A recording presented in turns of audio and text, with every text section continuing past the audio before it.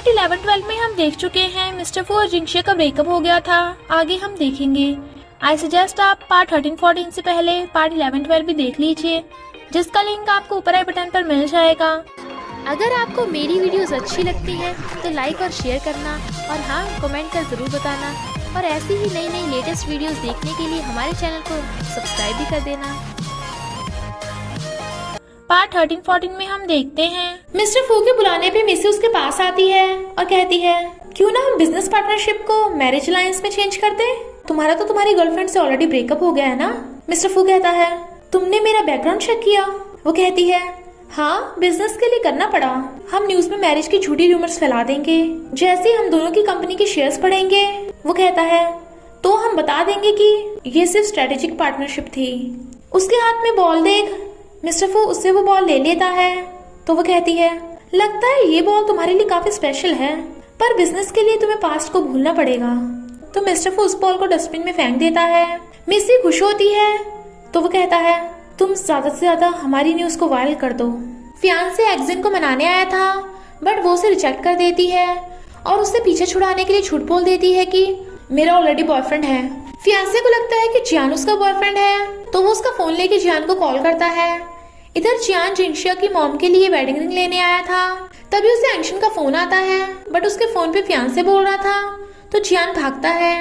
मिसी ने अपने साथ रिपोर्टर्स रख रखे थे जो टाइम टाइम पे उन दोनों के फोटो खींचते हैं। रिपोर्टर्स की वजह से ही मिस्टर फू को मिसी को घर के अंदर लाना पड़ता है, पर मिसी तो बाहर की हर चीज जो उसे पसंद नहीं आती वो डस्टबिन में फेंक देती है। तो मिस्टर फू कहता है यहाँ पे कोई रिपोर्टर नहीं है, तो अपना ड्रामा बंद कर दो। टेबल पे बॉल रखी थी एक। वो कहती है तुमने तो ये बॉल डस्टबिन में फेंक दी थी ना, ये इस घर से बिलोंग नहीं करती, तो मैं इसे फेंकने चाह रही हूँ। और फेंकने वाली थी, बट मिस्टर फू उसका हाथ पकड़ लेता है और फिर बॉल लेकर कहता है तुम्हें पता है कौन सी चीज मेरे घर से बिलोंग नहीं करती। वो पूछती है कौन सी। वो कहता है वो हो तुम। मिसी गुस्से में थी, बट मिस्टर फू उसे घर से बाहर फेंक देता है। रिपोर्टर्स कहते हैं मिसी क्या हम ये वाले फोटोज भी लें, तो वो उन्हें भगा देती है और सोचती है लगता है मिस्टर फू जिंगशिया से ओवर नहीं हुआ। इधर जियान भाग कर आता है और फियांसे को एंशन से दूर हटाता है और एंशन का हाथ पकड़ कहता है अब तो तुझे हमारे रिलेशंस का पता चल गया ना, तो भाग यहाँ से। फियांसे एक्शन से कहता है ये सिर्फ तेरे साथ खेल रहा है, तुझसे शादी नहीं करने वाला। तो जियान एंशन को रिंग दिखाकर शादी के लिए प्रपोज करता है। एंशन तो हैरान थी और हाँ कर देती है, तो वो उसे रिंग पहना देता है और प्रूफ करने के लिए एंशन उसे किस भी कर देती है।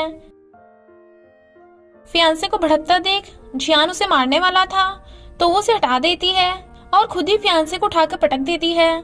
दोनों बहुत खुश थे। फिर एंशन कहती है मैंने ये सब नाटक किया था।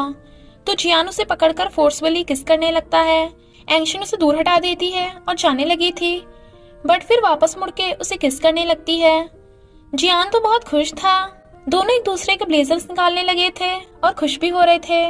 तभी किसी का फोन आता है, शायद वो अंकल यू का फोन था, इसलिए वो सैड लग रही थी और जियान को घर जाने कहती है, बट वो तो घर जाने से मना कर रहा था। एंशन उसकी रिंग निकालने लगती है, तो जियान पूछता है किसका फोन था, बट वो उसे नहीं देखने देती और घर से बाहर कर देती है और तो और रिंग भी दे देती है। बट एंशन और जियान दोनों ही रो रहे थे। प्रोजेक्ट लॉन्च के लिए मिसी ड्रेस ट्राई कर रही थी, बट वहाँ जंक्शन वाली वेडिंग ड्रेस देख मिस्टर फू वो वाली वेडिंग ड्रेस खरीदने लगा था। मिसी को लगता है कि वो उसके लिए ले रहा है, पर मिस्टर फू कहता है ये तुम्हारे लिए नहीं है। इतने में वहाँ जिंगशिया जाती है और उन दोनों को एंगेजमेंट के लिए कांग्रेचुलेट करने लगी थी। मिस्टर फू पहले तो गुस्से में था, बट फिर वो भी मिसी के साथ एंगेजमेंट करने का नाटक करने लगता है। जिंगशिया कहती है क्यों ना तुम हमारे होटल में ही एंगेजमेंट करवा लो, तो मिसी हाँ कर देती है। जिंगशिया के जाते ही मिस्टर फू मिसी से अपना हाथ छुड़ा लेता है, इसलिए मिसी गुस्से में थी और फिर जिंगशिया को बताती है कि मैं प्रोजेक्ट लॉन्च में ही मिस्टर फू के साथ एंगेजमेंट करने वाली हूँ, क्योंकि मुझे अपनी केयर करनी पड़ेगी, मैं प्रेग्नेंट हूँ ना। जिंगशिया को बहुत गुस्सा आ रहा था और वो उसके ऊपर पानी फेंक देती है। इनफैक्ट वो बैठी सिर्फ ये सोच रही थी, रियल में उसने उसके ऊपर पानी नहीं फेंका था। मिसी कहती है क्यों ना तुम हम दोनों के लिए एंगेजमेंट रिंग लेके आओ। जिंगशिया को बहुत गुस्सा आ रहा था और वो उसकी टोपी उतार के उसका सिर टेबल से पटकने लगी थी। रुको रुको, वो ये सब सिर्फ सोच रही थी और उसकी इस बात के लिए भी हाँ कर देती है। मिसी मिस्टर फू को झूठ बोल देती है कि जिंगशिया ने प्रोजेक्ट लॉन्च में ही हमारी एंगेजमेंट अरेंज कर दी है। फिर प्रोजेक्ट लॉन्च में मिस्टर फू और मिसी की एंट्री होती है, पर मिस्टर फू तो जिंगशे को ही देखे जा रहा था। मिसी जिंगशे को बुला लेती है ताकि वो उन दोनों को रिंग दे सके, बट मिस्टर फू जिंगशे को देखने लगता है, जबकि वो उसे रिंग दे के चली जाती है। वो अभी उसे देखे जा रहा था और फिर गुस्से में मिसी को रिंग पहना देता है, तो मिसी भी जबरदस्ती मिस्टर फू को रिंग पहना देती है। जिंगशे जाने लगती है, बट मिसी उसे बार बार रोक रही थी और कहती है, थैंक यू हमारी एंगेजमेंट अरेंज करने के लिए। जिंगशे अभी भी सिंगल है, तो क्या यहाँ कोई सिंगल जेंटलमैन है? मिस्टर फू गुस्से में था, बट डैड उसे रोक देते हैं। तभी लाइट्स ऑफ हो जाती है, तो मिस्टर फू जिंगशे का हाथ पकड़ लेता है और रिंग फेंक के उसे भगा के ले जाता है, और कोई भी अंधेरे में उन दोनों को नहीं देख पाता। सब हैरान थे कि वो दोनों कहाँ गए। जिंगशे अपना हाथ छुड़वा लेती है, बट मिस्टर फू से बताता है कि सॉरी, मैं बस ये सब तुम्हारा टेंशन पाने के लिए कर रहा था। बट वो कहती है, मुझे इससे कोई फर्क नहीं पड़ता और मैं फिर से कभी तुम्हारा फेस भी नहीं देखना चाहती, और चली जाती है। अंकल यू डैड को बताते हैं कि मिसी के डैड मिस्टर फू के वहां से भागने की वजह से गुस्सा है, ताकि डैड मिस्टर फू से गुस्सा हो जाएं। मिस्टर फू जिंगशे से बात करने आता है, पर वो तो अपना फोन भी नहीं उठाती और ना ही वो ऑफिस में आती है। फिर काफी टाइम बाद जब वो ऑफिस आती है तो देखती है कि टेबल पे मिस्टर फू ने उसके लिए सॉरी लिखा है, और पार्किंग लॉट में भी मिस्टर फू ने जिंगशे के लिए सॉरी लिख दिया था। और तो और मिस्टर फू ने हर जगह जिंगशे से सॉरी के लिए पोस्टर चिपका दिए थे, वो भी युक्सी के पोस्टर के ऊपर। युक्सी और जिंगशे दोनों टकरा जाते हैं, तो युक्सी कहता है, तुम्हारे पोस्टर मेरे पोस्टर को ब्लॉक क्यों कर रहे हैं? बट जिंगशे वाज लाइक, मैं तो खुद परेशान हूँ। जब जिंगशे को पता चलता है कि युक्सी उसकी मॉम के फियांसे का छोटा भाई है, तो उसे एक आइडिया आता है और कहती है, तुम्हें मेरी हेल्प करनी पड़ेगी।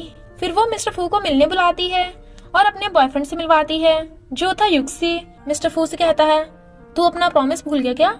युक्सी कहता है, that's the power of love. और दोनों गर्लफ्रेंड बॉयफ्रेंड होने का नाटक करते हैं। मिस्टर फू कहता है, ड्रामा बंद करो, मुझे पता है तुम इस नमूने को डेट नहीं कर सकती। बट वो दोनों अपना नाटक जारी रखते हैं। युक्सी मिस्टर फू को जिंगशे के सामने वाली सीट से उठा देता है, ताकि वो जिंगशे की ब्यूटी को निहार सके। पर मिस्टर फू जिंगशे के पास जाके बैठ जाता है और कहता है, जब एक्टर ढूंढना ही था तो कोई अच्छा सा ढूंढ लेती, इस नमूने को लाने की क्या जरूरत थी? पर जिंगशे जाकर युक्सी के साथ बैठ जाती है और जबरदस्ती उसका हाथ पकड़ लेती है। मिस्टर फू को यकीन नहीं हो रहा था, तो दोनों के दोनों मुंह सकोड़ के जबरदस्ती किस करने जा रहे थे। जेलस मिस्टर फू से ये सब देखा नहीं चाहता, इसलिए वो उन दोनों को रोक के जाने लगता है। तब जाके दोनों को सांस आता है और मिस्टर फू के सामने फिर से कपल होने का नाटक करते हैं। जिंगशे मिस्टर फू को हमेशा के लिए गुड बाय कर रही थी, तो वो सैड होके चला जाता है। युक्सी कहता है, मुझे लगता है मिस्टर फू सच में तुम्हें बहुत लव करता है। जिंगशे कहती है, पर मुझे इस झूठे पे विश्वास नहीं रहा। मिस्टर फू बैठा क्लब में ड्रिंक कर रहा था और जिंगशे भी वहीं पे ड्रिंक कर रही थी। जब वो गिरने वाली थी तो मिस्टर फू से पकड़ लेता है। वो कहती है, जब भी मैं टल्ली होती हूँ मुझे हर लड़का मिस्टर फू ही क्यों दिखता है? मिस्टर फू उसे कंधे पे टांग कर घर ले जा रहा था। वो उसे हक कर लेती है तो वो खुश होता है। जैसे वो उसे सोफे पे लेटाता है, जिंगशे मिस्टर फू को पकड़ के अपने ऊपर गिरा लेती है और उसे किस करने लगी थी। मिस्टर फू खुश होता है। तभी वो जिंगशे के पर्स में जिंगशे की लिन के साथ वाली फोटो देख लेता है। जिंगशे कहती है, लिन क्या ये तुम हो? मिस्टर फू सोचता है, तुम अभी तक लिन को नहीं भूली, और सैड होके चला जाता है। उसके जाते जिंगशे कहती है, लिन मिस्टर फू बहुत इरिटेटिंग है। इधर मिस्टर फू बैठा ड्रिंक कर रहा था, क्योंकि उसे लगता है जिंगशे उसे नहीं लिन को लव करती है, और कहता है, लिन मैंने हार मान ली, तुम बाहर आ सकते हो। नेक्स्ट डे जिंगशे के घर कोई आता है और वो था लिन। जिंगशे को लगता है कि मिस्टर फू लिन बनकर आया है। वो इसलिए उससे म्यूजिक रिलेटेड क्वेश्चन पूछती है, जिसके लिन सही सही जवाब देता है। वो कहती है, लिन ये सच में तुम हो? लिन उसे हक कर लेता है, बट जिंगशे को कुछ अजीब लग रहा था तो वो उसे दूर कर देती है। लिन उसके लिए खाना बनाने लगा था, बट जिंगशे को तो लिन की जगह मिस्टर फू ही नजर आ रहा था। तभी जिंगशे को मॉम का फोन आता है, तो वो दोनों भागकर वहां जाते हैं। लिन को देख युक्सी हैरान था, क्योंकि वो तो उसे मिस्टर फू समझ रहा था ना। जिंगशे की मॉम की वेडिंग रिंग खो गई थी, इसलिए वो वेडिंग कैंसिल करने को बोल रही थी। तो जिंगशे और लिन उनके लिए वेडिंग रिंग ढूंढने जाते हैं। तो मॉम उन्हें बताती है कि वेडिंग रिंग कैट ने चुरा ली है। तो वो दोनों कैट को ढूंढने जाते हैं और कैट को ढूंढ लेते हैं। वो देखती है कि लिन को कैट से बिल्कुल भी डर नहीं लग रहा, पर कैट भाग जाती है और फिर रिंग उन्हें कैट के घर में मिल जाती है। उन दोनों ने वेडिंग रिंग ढूंढ ली थी, बट मॉम तो अभी भी मना कर रही थी। इनफैक्ट जिंगशे ऑलरेडी जानती थी कि रिंग कैट नहीं चुरा सकती, मॉम बता देती हैं कि उन्हीं ने रिंग कैट के घर में रखी थी क्योंकि वो ये शादी नहीं करना चाहती। फियांसे सैड होता है। मॉम जिंक्शा से सॉरी बोलती हैं कि वो अपने लव के चक्कर में आके जिंक्शा का ख्याल नहीं रख पा रही।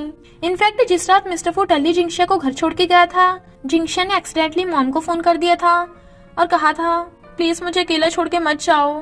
तो जिंक्शा कहती है मॉम उस दिन मैं वो बात आपको नहीं बोल रही थी, तो आप शादी कर लो, मुझे आपको खुश देखकर खुशी मिलती है। मॉम रोने लगी थी तो कहती है कल आपकी शादी है और रोने से आपकी आंखें सूज जाएंगी। तो मॉम जल्दी से भागकर आई मास्क ढूंढने लगती हैं। जिंक्शा भी रो रही थी। लिन उसके आंसू साफ करने वाला था बट वो खुद से कर लेती है। नेक्स्ट डे मॉम की शादी हो रही थी बट वहाँ पे कोई म्यूजिशियन नहीं था, इसलिए लिन कहता है एज ए वेडिंग गिफ्ट मैं पियानो बजा दूंगा। और जिंक्शा से कहता है मुझ में और मिस्टर फू में ये सबसे बड़ा डिफरेंस है, मिस्टर फू को म्यूजिक बिल्कुल नहीं आता। जब लिन पियानो बजा रहा था तो जिंक्शा सोचती है यानी उस टाइम मिस्टर फू ने मेरे लिए वो सॉन्ग सीखा था, और स्माइल कर रही थी। युक्सी वाज लाइक ये सैड सॉन्ग पे स्माइल क्यों कर रही है। मॉम का फियांसे कहता है वो सॉन्ग पे नहीं, मिस्टर फू को देख स्माइल कर रही है। मॉम और चियान समझ आते हैं कि जिंक्शा का अभी मिस्टर फू पे क्रश है। लिन कहता है मैंने वो सॉन्ग तुम्हारे लिए प्ले किया था, तुम्हें पसंद आया ना। मॉम वेडिंग वाला फ्लावर बुके फेंके मारती हैं जो एक्सीडेंटली जिंक्शा कैच कर लेती है। तो सब जिंक्शा और मिस्टर फू जो अब लिन था उन्हें कपल बनने के लिए कहने लगते हैं। लिन तो खुश हो रहा था बट जिंक्शा को ऑकवर्ड लग रहा था। रात में सब डांस कर रहे थे तो युक्सी जिंक्शा को डांस के लिए पूछने आता है, पर चियान कहता है नहीं मेरी सिस्टर पहले मेरे साथ डांस करेगी। युक्सी वाज लाइक रिश्ते में तो हम तुम्हारे अंकल लगते हैं। उन दोनों की फाइट चली रही थी कि तभी अंकल आ जाते हैं और वो भी जिंक्शा के साथ डांस करने के लिए कहने लगे थे और उन तीनों की जिंक्शा के लिए फाइट शुरू हो जाती है। वहाँ फायरवर्क्स होने लगे थे तो सब देखने लगते हैं बट फिर वो देखते हैं कि जिसके लिए फाइट चल रही है वो तो गायब है, क्योंकि जिंक्शा को तो लिन छत पे ले आया था डांस करने के लिए और उसे बता देता है कि मैं तुम्हें लव करता हूँ।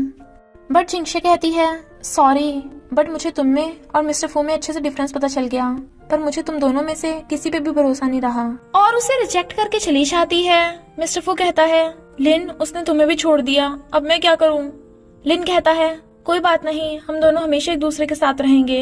इधर टल्ली मॉम जिंक्शा के घर आ जाती हैं और उससे मिस्टर फू के बारे में पूछने लगी थी। जिंक्शा पहले तो उसके बारे में बात करने से मना कर देती है, पर जब वो टल्ली हो गई थी तो टल्ली मॉम को मिस्टर फू के बारे में सब कुछ बता देती है और कहती है मॉम मिस्टर फू मुझे बहुत परेशान करता है।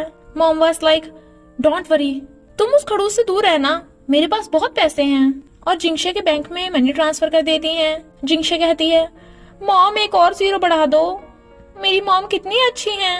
नेक्स्ट डे मॉम ये देख हैरान थी कि उनका बैंक बैलेंस 0 हो गया। तो फियांसे उन्हें बताता है कि उन्होंने जिंक्शा के बैंक में ट्रांसफर कर दिया। फिर वो अपने फियांसे के साथ होटल से चली जाती हैं। युक्सी भी वहाँ से जा रहा था और कहता है कहीं तुम्हारा मुझ पे क्रश तो नहीं, क्यों ना हम दोनों। जिंक्शा वाज लाइक पिटना चाहता है क्या। वो कहता है जस्ट किडिंग, मुझे पता है तुम सिर्फ मिस्टर फू को लाइक करती हो, अब मान क्यों नहीं लेती। वो उसे डांटती है तो युक्सी वहाँ से चला जाता है, पर जिंक्शा मिस्टर फू के डैड को कॉल करती है। अंकल यू फिर से डैड को मिस्टर फू के खिलाफ भड़काने लगे थे, इसलिए डैड मिस्टर फू से गुस्सा थे। और इसी के साथ पार्ट 13-14 का एंड हो जाता है। बस थोड़ा सा इंतजार करना, फिर मिलेंगे नेक्स्ट पार्ट में।